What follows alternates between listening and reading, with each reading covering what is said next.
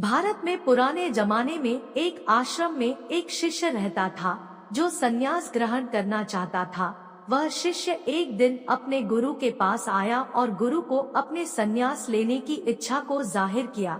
इस पर गुरु ने उस शिष्य से कहा, क्या तुम सच में संन्यास लेना चाहते हो या सिर्फ सन्यासी दिखना चाहते हो? इस पर शिष्य ने कहा कि मैं सन्यासी बनने के लिए आया हूँ। फिर गुरु ने कहा, ये हमारी आखिरी मुलाकात है, अब तुम मेरे पास मत आना, जब आवश्यकता होगी मैं स्वयं आ जाऊंगा। इस आश्रम में 100 शिष्य है, उन 100 शिष्यों के लिए तुमको उन सभी शिष्यों के लिए चावल कूटना है।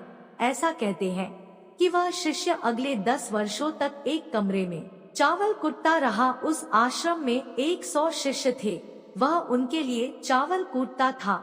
वो सुबह से लेकर शाम तक चावल कूटता रहता, जब थक जाता तब वो वही सो जाता था।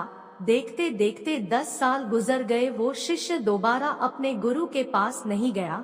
उसे विश्वास था कि उसके गुरु ने कहा है कि जरूरत पड़ने पर वो स्वयं आ जाएंगे। शुरू शुरू में उसके मन में कई प्रकार के ख्याल आते रहते थे, लेकिन उसको पूरा दिन बस चावल कूटना है तो ख्याल किस काम का। धीरे धीरे उसके दिमाग से विचार भी विदा होने लगे।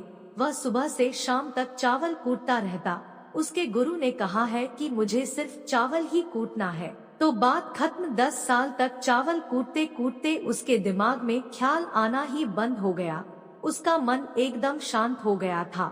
ना उसके बाद दिमाग में कोई विचार और ना ही कोई उलझन। उसका बस एक काम था, सुबह उठना, चावल कूटना और रात को सो जाना। पिछले 10 वर्षों से उसकी दिनचर्या बन गया था। बिना विचार किए अपना काम करता रहता। 10 वर्ष बीत जाने के बाद गुरु ने सभी को बुलाया और कहा कि मेरे अब जाने का समय आ गया है। कोई भी शिष्य मेरा वारिस बनना चाहता है, वो मेरे कमरे के दीवार पर कुछ पंक्ति लिख जाए जिसमें जीवन का सत्य उजागर हो। पर वो विचार उसके होने चाहिए, उसका अनुभव होना चाहिए। गुरु की यह बात सुन सभी शिष्य आश्चर्य में पड़ गए, क्योंकि अपने गुरु को खुश करना आसान नहीं था। शास्त्र तो हर शिष्य ने पढ़ा है, पर उन सभी शिष्यों में से एक बहुत बुद्धिमान शिष्य ने बहुत हिम्मत करके गुरु के कमरे की दीवार पर 4 पंक्ति लिख के आ गया। सुबह गुरु ने देखा और गुस्सा होकर बोले, ये किसने मेरी दीवार को गंदा कर दिया? गुरु ने कहा कि जिसने मेरी दीवार खराब की है उसे मेरे सामने लाओ। पर वो शिष्य रात को ही लिखकर आश्रम से चल गया था। वह डर गया था, क्योंकि जो पंक्ति उसने लिखी थी वो उसकी नहीं थी। उस शिष्य में शास्त्र से चुरा के वो पंक्ति लिखी थी। वो शिष्य जाने से पूर्व अपने दोस्तों से कहा था कि अगर गुरु सुबह कहे बहुत अच्छी पंक्ति लिखी है तो मुझे बता देना। अगर गुरु गुस्सा हो जाए तो मैं कहाँ पर हूँ उन्हें मत बताना। आश्रम के सभी शिष्य आश्चर्य में पड़ गए कि पंक्ति तो बहुत अच्छी है, इसमें बुराई क्या है? शिष्यों ने कहा, बात तो एकदम सही लिखी है, पर गुरु जी बहुत कठोर थे। पर देखने वाली बात यह है कि गुरु जी इससे अच्छी पंक्ति कहाँ से लाएंगे? ऐसी बातें पूरे आश्रम में चल रही थी। ऐसी बातें कुछ शिष्य उस चावल कूटने वाले के पास से गुजरते हुए कर रहे थे। उनकी बात को सुनकर वो चावल कूटने वाला हंसने लगा। तब उन शिष्यों में से एक ने कहा, क्या बात है, गुरु तो ठीक कह रहे हैं, किस मूर्ख ने ऐसा लिखा है? ये बात सुनकर वो शिष्य बोले, तुम सिर्फ 10 साल से सिर्फ चावल कूट रहे हो और हम किताबों पर सर पटक पटक कर रह गए कि क्या सत्य है और क्या असत्य। उन शिष्यों में से एक ने बोला, क्या तुम उस पंक्ति से अच्छी पंक्ति लिख सकते हो? उस पर उसने कहा, मैं तो 10 सालों से चावल कूटते कूटते लिखना तो भूल सा गया हूँ, पर मैं बोल सकता हूँ अगर कोई लिखना चाहे तो। पर मैं एक बात आपको बता दूं, मुझे वारिस बनने का शौक नहीं है, पर मेरी पंक्ति की वजह से मुझे वारिस बनना पड़े तो मैंने अपने कान पकड़े। उसके बाद शिष्यों ने कहा कि तुम बताओ, लिखने का काम हम कर देंगे। फिर उसने पंक्ति बोला, कैसा दर्पण कैसा धूल, ना कोई दर्पण ना कोई धूल, जो इस बात को जान लेता है वो धर्म को जान लेता है, सत्य को जान लेता है। आधी रात को गुरु उस चावल कूटने वाले के पास आए और बोले कि तुम यहाँ से चले जाओ, नहीं तो आश्रम के सभी शिष्य तुमको मार डालेंगे। तुम मेरे वारिस बनना चाहो या ना चाहो इस बात से फर्क नहीं पड़ता, पर मैंने तुम्हें अपना वारिस मान लिया और तुम ही मेरे वारिस हो। पर तुम इस आश्रम से भाग जाओ, नहीं तो बाकी शिष्य तुम्हें जीने नहीं देंगे, क्योंकि वो लोग सहन नहीं कर पाएंगे कि चावल कूटने वाला मेरा वारिस बन गया है। और बाकी शिष्य किताबों पर अपना सिर पटक पटक कर रह गए। इसलिए मेरी बात मान, तू यहाँ से चला जा। और फिर वो वहाँ से चला गया। ये कथा यहीं पर अंत होती है। एक व्यक्ति, कोई जिज्ञासु, एक दिन आया। उसका नाम मौलुकपुत्र था। एक बड़ा ब्राह्मण विद्वान 500 शिष्यों के साथ बुद्ध के पास आया था। निश्चित ही उसके पास बहुत सारे प्रश्न थे। एक बड़े विद्वान के पास ढेर सारे प्रश्न होते ही हैं, समस्याएं ही समस्याएं। बुद्ध ने उसके चेहरे की तरफ देखा और कहा, मौलुकपुत्र, एक शर्त है।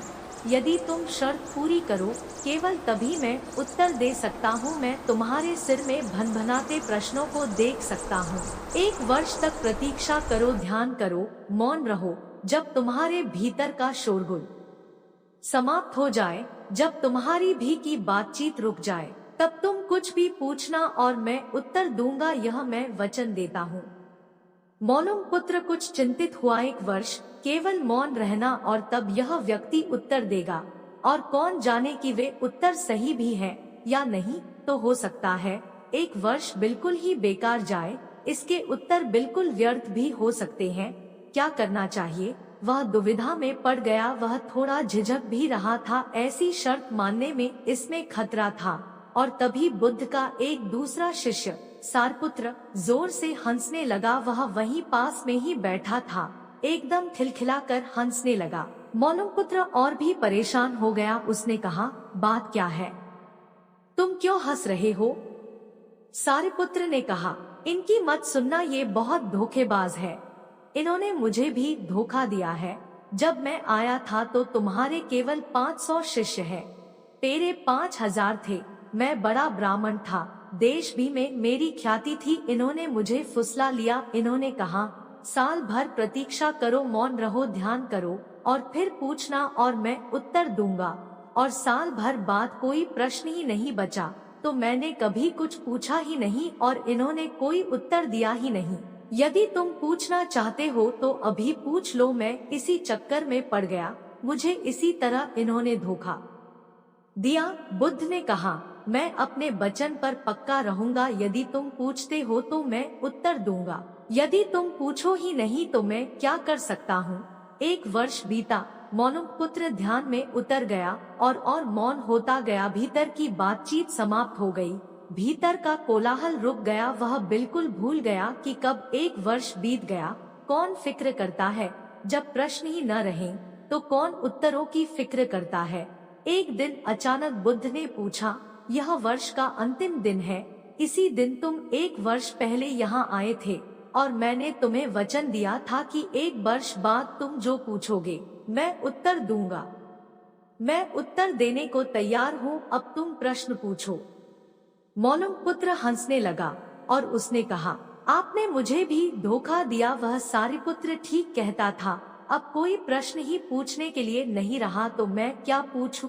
मेरे पास पूछने के लिए कुछ भी नहीं है। असल में यदि तुम सत्य नहीं हो तो समस्याएं होती हैं और प्रश्न होते हैं। वे तुम्हारे झूठ से पैदा होते हैं, तुम्हारे स्वप्न, तुम्हारी नींद से वे पैदा होते हैं। जब तुम सत्य, प्रामाणिक, मौन, समग्र होता हो, वे तिरोहित हो जाते हैं।